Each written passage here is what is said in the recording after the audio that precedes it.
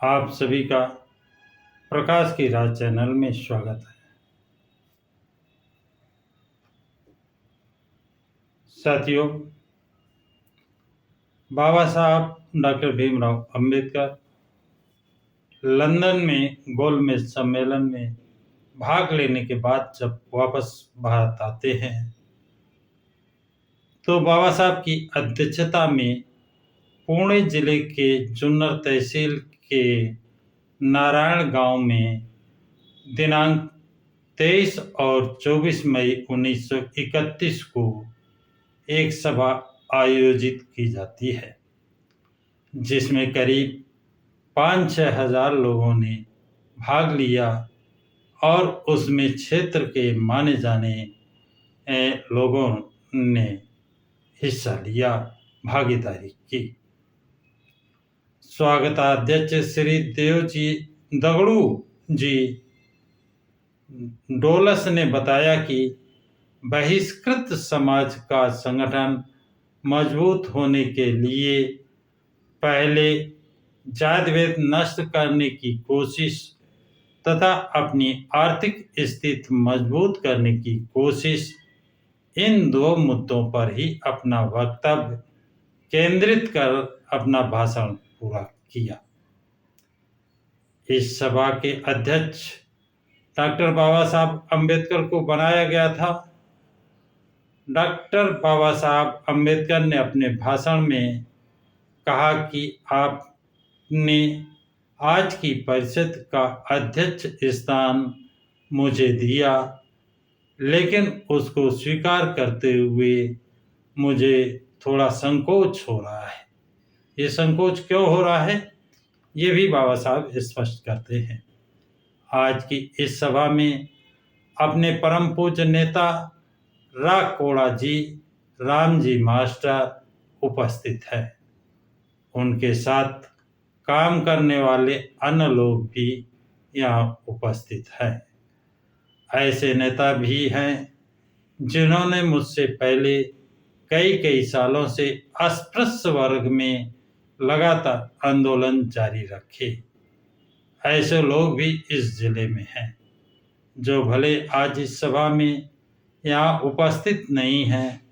मुझे याद है कि मैं जब मराठी चौथी की कक्षा में पढ़ रहा था तब पुणे में शिब्बा, जानबा, कांबले, थोरात, रामचंद्र राव, कदम आदि लोग अस्पृश्यों से संबंधित काम कर रहे हैं। ऐसा मेरे पिताजी मुझे कहा करते थे, बताया करते थे। उनमें से श्री थोरात आज यहाँ प्रत्यक्ष रूप में उपस्थित है। श्री कांबले और श्री कदम आज की सभा में आ नहीं पाए। इस तरह के पुराने और वरिष्ठ नेताओं के रहते हुए आज की सभा का अध्यक्ष स्थान का सम्मान मुझे केवल आपके प्रति आग्रह के कारण ही लेना पड़ रहा है। खैर, अब हाल की स्थितियों में हमें क्या करना चाहिए, इस बारे में पहले सोचना होगा। हम भले अस्पृश्य माने गए हैं, लेकिन आखिर हम भी इंसान हैं। समाज के अन्य लोगों की तरह ही हमें भी समाज सम्मान के साथ समान दर्जे के साथ जीना आना चाहिए। मतलब बाबा साहब बड़े क्लियर कहते हैं, हम भले अस्पृश्य माने गए हैं, लेकिन आखिर हम भी इंसान हैं और समाज के अन्य लोगों की तरह हमको भी जीने का अधिकार है। समान दर्जा मिले, मुझे जीने का समान अधिकार मिले।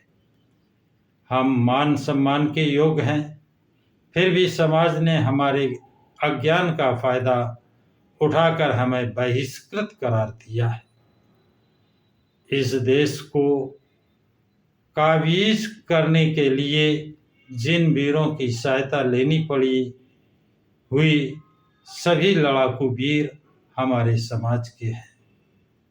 बाबा साहब अंग्रेजों की तरफ इशारा करते हैं, कहते हैं कि इस देश पर कब्जा करने के लिए आपने जिन वीरों की सहायता ली थी, जिनकी ताकत पर आपने इस देश पर कब्जा किया है, वो वीर हमारे समाज के थे। महार सैनिकों के बल पर अंग्रेजी यहाँ अपना साम्राज्य स्थापित कर पाए, उसे स्थिरता दे पाए। किसकी ताकत पर? महार सैनिकों की ताकत पर। इस बारे में विजय चिन्ह के रूप में अंग्रेजों ने कोरेगांव में विजय स्तंभ खड़ा किया और हमारे समाज के वीरों की स्मृति को अमर कर दिया। बाबा साहब अंग्रेजों को धन्यवाद देने में भी नहीं चूकते हैं। वो कहते हैं विजय चिन्ह के रूप में भीमा कोरेगांव में विजय स्तंभ अंग्रेजों ने खड़ा कर दिया है और हमारे वीरों के स्मृति को अमर कर दिया है कि वो हमेशा याद किए जाएंगे। इसलिए आगे कहते हैं, लेकिन उस समय का अपना दर्जा आज कहीं दिखाई नहीं देता। ये अफसोस भी जाहिर करते हैं, जो उस समय हमारा दर्जा था, हमारे समाज का दर्जा था, वो आज दिखाई नहीं दे रहा है। महारों के पराक्रम वीरता से अंग्रेजों को राज्य तो मिला, लेकिन देश के उच्च वर्गीय लोगों को खुश करने के लिए तथा महार आदि अस्पृश्य माने गए लोगों का कोई पालनहार समर्थक न होने के कारण अंग्रेजों ने सेना के वरिष्ठ पदों पर और अन्य महत्वपूर्ण पदों पर महारों की भर्ती करने पर पाबंदी लगा दी।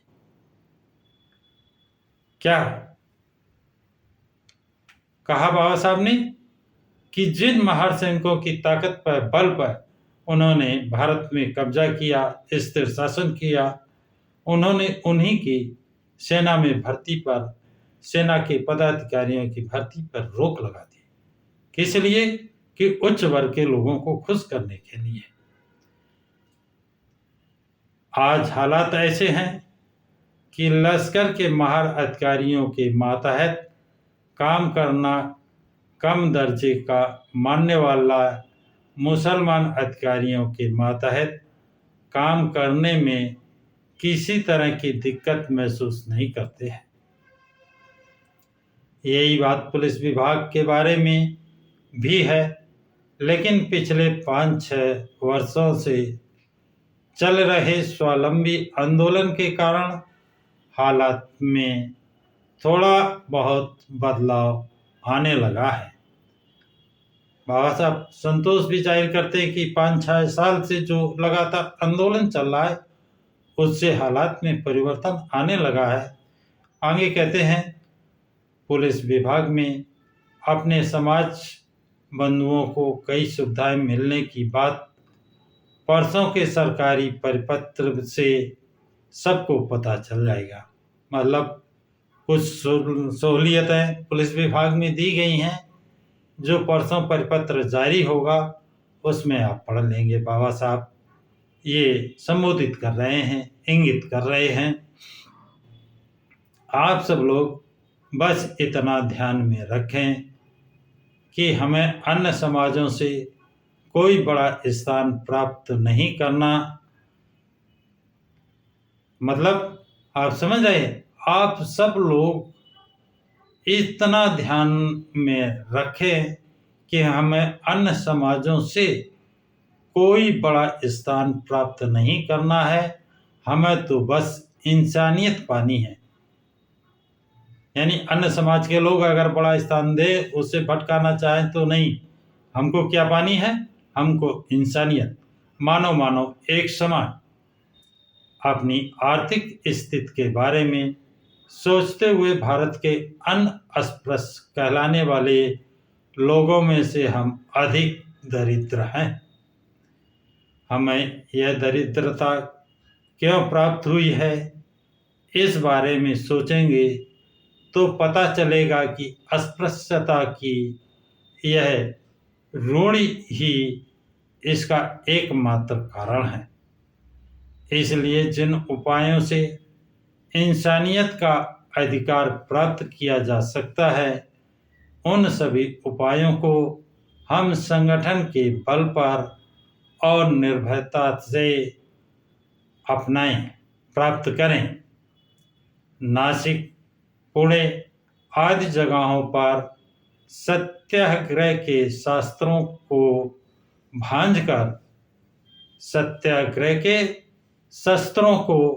भांजकर अपनी लड़ाई को सफल बनाने की हिम्मत रखें। किन अस्त्रों को? सत्याग्रह के। लाठी तलवार बंदूक की बात नहीं कर रहे हैं। सत्याग्रह के अस्त्रों को भांजकर उन्हें चला। सत्याग्रह के द्वारा हम अपने अधिकारों को प्राप्त करने की हिम्मत रखें।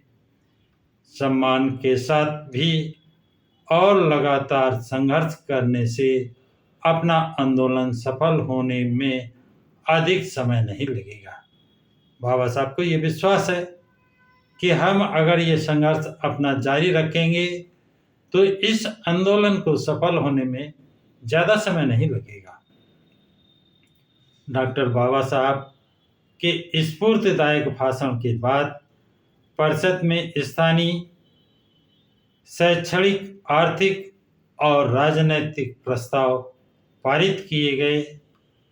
खासकर लंदन में हुए पहले गोलमेज सम्मेलन में अस्पृश्य वर्ग से प्रतिनिधि के रूप में बाबा साहब डॉक्टर भीमराव अंबेडकर और राजबहादुर श्रीनिवासन ने जो कार्य किए उसके लिए उनका अभिनंदन किया गया। विभिन्न प्रस्तावों पर श्री शिव तरकर, हरिभाऊ रोकड़े, गायकवाड़, काम्बले,